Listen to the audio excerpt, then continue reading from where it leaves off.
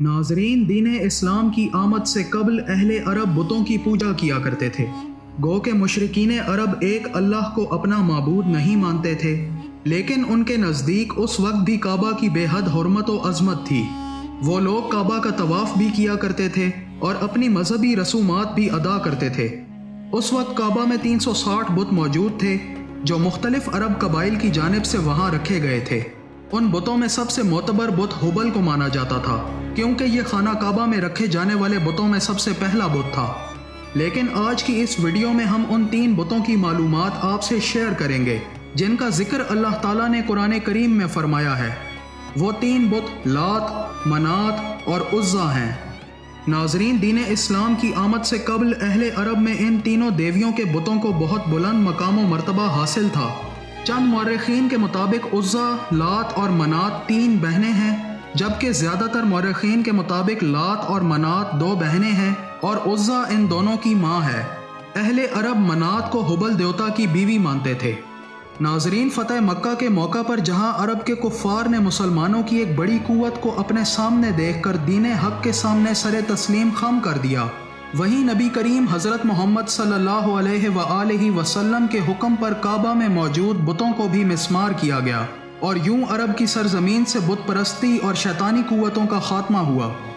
कहा जाता है कि लात, मनात और उज़्ज़ा के बुतों के पास जब लोग अपनी हाजात लेकर हाजिर होते तो इन बुतों से आवाज़ें भी आती जो दर हकीकत इन बुतों के साथ मामूर शयातीन की होती, और वो शयातीन अपनी ताकतों का इस्तेमाल करके उन मुशरिकीन की छोटी मोटी हाजात को पूरा भी कर दिया करते थे, जिससे उन लोगों के मुशरिकाना अकायद और ज़्यादा पुख्ता हो जाया करते थे।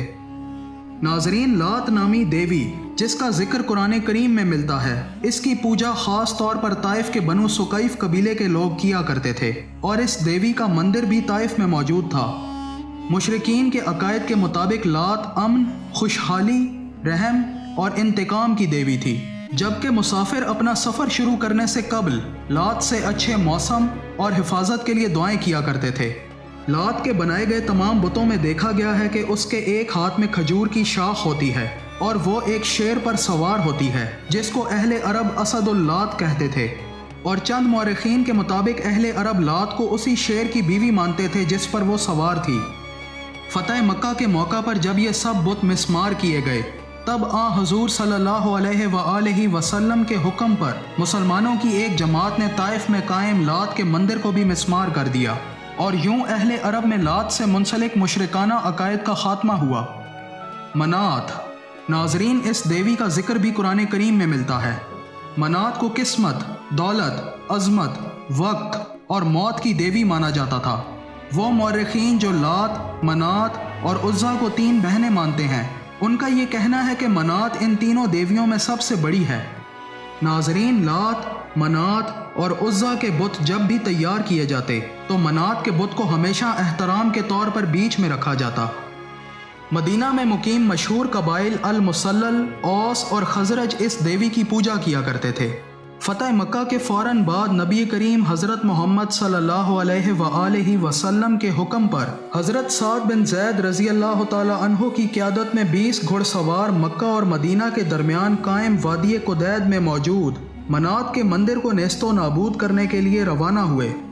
कहा जाता है कि जब मुसलमान उस मंदिर के पास पहुंचे तो वहां एक स्याह फाम औरत नमूदार हुई, जिसके बाल बिखरे हुए थे और वो बरहना थी, और वो औरत ज़ोर ज़ोर से रो रही थी और अपना सीना पीट रही थी ताकि मुसलमानों पे उसकी दहशत तारी हो सके। हज़रत साद बिन ज़ैद रज़ी अल्लाह ताला अन्हो ने फौरी तौर पर उस औरत को हलाक कर दिया और मनात के मंदिर को मिस्मार कर दिया। यूं सरजमीन अरब से हमेशा के लिए मनात की इबादत का सिलसिला ख़त्म हो गया। चंद मौरखीन का कहना है कि फ़तह मक्का के मौका पर मनात के बुतों में से एक बुत को मुशरिकीन ने बहुत राजदारी के साथ अरब से निकाल कर सरजमीन हिंद की जानिब रवाना कर दिया और वो बुत मौजूदा हिंदुस्तान के गुजरात में पहुंचा दिया गया। वहां से इस बुत को एक मंदिर में मुंतकिल कर दिया गया जिसे सोमनाथ मंदिर के नाम से जाना जाता है, और महमूद गजनवी ने भी इसी ख्याल के पेश नज़र सोमनाथ मंदिर पर हमला करके इसके बुतों को तोड़ा था। लेकिन मौरखीन की अक्सरियत इस राय से इख्तिलाफ करती है और उनका मानना है कि मनात के बुत का सोमनाथ मंदिर से कोई ताल्लुक नहीं है। उज़्ज़ा, ناظرین، عزا دیوی کی حیثیت زمانہ قدیم کی یونانی دیوی ایفروڈائٹ اور رومن دیوی وینس کے برابر تھی۔ عزا کا ذکر بھی قرآن کریم کی سورہ النجم میں ملتا ہے۔ یہ حفاظت، طاقت، افزائش نسل، حسن، جذبات اور محبت کی دیوی تھی۔ ناظرین، غزوہ احد کے موقع پر مشرکین جب مسلمانوں کے خلاف جنگ لڑ رہے تھے، اس وقت بھی وہ حبل اور عزا کو پکار رہے تھے، جس سے یہ بات معلوم ہوتی ہے کہ اس وقت کے کفار حالت جنگ میں عزا کو پکارا کرتے تھے۔ اس کے علاوہ مشرکین عرب اپنے بچوں کے نام بھی عزا سے عقیدت کے طور پر عبد العزا رکھتے تھے۔ اس دیوی کا نشان 3 کیکر کے درخت ہیں جو بالکل ساتھ ساتھ اگے ہوئے ہیں۔ مختلف روایات سے پتہ چلتا ہے کہ عزا دراصل ایک شیطان عورت تھی جس کا قیام وادی نخلا کے درختوں میں تھا۔ یہ عورت عزا کے بتوں میں داخل ہو جایا کرتی اور آوازیں نکالا کرتی تھی۔ عرب قبائل اس کی آواز سن کر اس کے احکامات پر عمل کیا کرتے تھے اور اس کے سامنے اپنی تمام حاجات پیش کرتے تھے۔ مشہور عرب قبائل بنو قریش، بنو سلیم، بنو غنیم، بنو غطفان، بنو خزان، بنو سقیف اور بنو کنانہ عزا دیوی کی پوجا کرتے تھے۔ ناظرین، عزا کا ایک بت کعبہ میں بھی موجود تھا، جبکہ عزا کا مندر مکہ اور طائف کے درمیان واقع وادی نخلا میں موجود تھا، جہاں مشرکین مکہ اس کی زیارت کے لیے آیا کرتے اور یہاں نذرانے کے طور پر جانوروں کو بھی ذبح کیا کرتے تھے۔ فتح مکہ کے فوراً بعد نبی کریم حضرت محمد صلی اللہ علیہ وآلہ وسلم نے حضرت خالد بن ولید رضی اللہ تعالی عنہ کو حکم دیا کہ وہ عزا کے مندر کو مسمار کر دیں۔ چنانچہ 25 رمضان 8 ہجری کو حضرت خالد بن ولید رضی اللہ تعالی عنہ 30 گھڑ سواروں کے ہمراہ نخلا کی جانب روانہ ہوئے اور وہاں موجود بت کو منہدم کر دیا، اور واپس آ کر رسول اللہ صلی اللہ علیہ وآلہ وسلم کو اس کارروائی سے متعلق آگاہ کیا۔ آپ صلی اللہ علیہ وآلہ وسلم نے حضرت خالد بن ولید رضی اللہ تعالی عنہ سے دریافت فرمایا کہ کیا تم نے اس بت کو توڑنے کے دوران وہاں کوئی عجیب چیز دیکھی تھی؟ تو حضرت خالد بن ولید رضی اللہ تعالی عنہ نے بتایا کہ انہوں نے وہاں اور کچھ نہیں دیکھا، جس پر آپ صلی اللہ علیہ وآلہ وسلم نے فرمایا کہ تم نے عزا کو نہیں توڑا، واپس جا کر اس بت کو مسمار کرو۔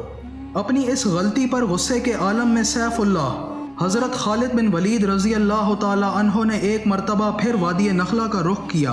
اور اس بار عزا کے اصلی مندر کو تلاش کر لیا، جہاں ان کا سامنا ایک شیطانی عورت سے ہوا جو برہنہ حالت میں کھڑی تھی اور اس کے بال بکھرے ہوئے تھے اور وہ غصے کی حالت میں چیخ رہی تھی۔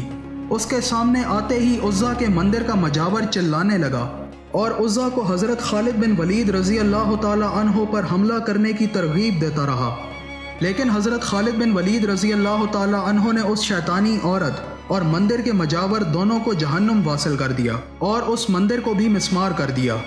اس کے بعد حضرت خالد بن ولید رضی اللہ تعالی عنہ نے واپس آ کر نبی کریم حضرت محمد صلی اللہ علیہ وآلہ وسلم کو اس واقعے سے متعلق آگاہ کیا، تو آپ صلی اللہ علیہ وآلہ وسلم نے فرمایا کہ ہاں، یہی عزا تھی اور اب کبھی بھی سرزمین عرب پہ اس کی پرستش نہیں ہوگی۔ ناظرین، یہی واقعہ ایک اور روایت میں اس طرح سے بیان کیا گیا ہے کہ فتح مکہ کے بعد نبی کریم حضرت محمد صلی اللہ علیہ وآلہ وسلم نے حضرت خالد بن ولید رضی اللہ تعالی عنہ کو حکم فرمایا کہ تم وادی نخلا کا رخ کرو، وہاں کے درختوں میں تمہیں ایک ساتھ موجود 3 جھاؤ کے درخت ملیں گے، تم ان میں سے ایک درخت کو کاٹ دینا۔ حضرت خالد بن ولید رضی اللہ تعالی عنہ نے حکم کی تعمیل کرتے ہوئے وادی نخلا کا رخ کیا اور ان 3 جھاؤ کے درختوں کو تلاش کر کے پہلے درخت کو کاٹ ڈالا اور واپس آ کر نبی کریم حضرت محمد صلی اللہ علیہ وآلہ وسلم کو اس واقعے سے آگاہ کیا۔ آپ صلی اللہ علیہ وآلہ وسلم نے پوچھا کہ کیا تم نے وہاں کوئی غیر معمولی چیز دیکھی تھی؟ تو آپ رضی اللہ تعالی عنہ نے نفی میں جواب دیا،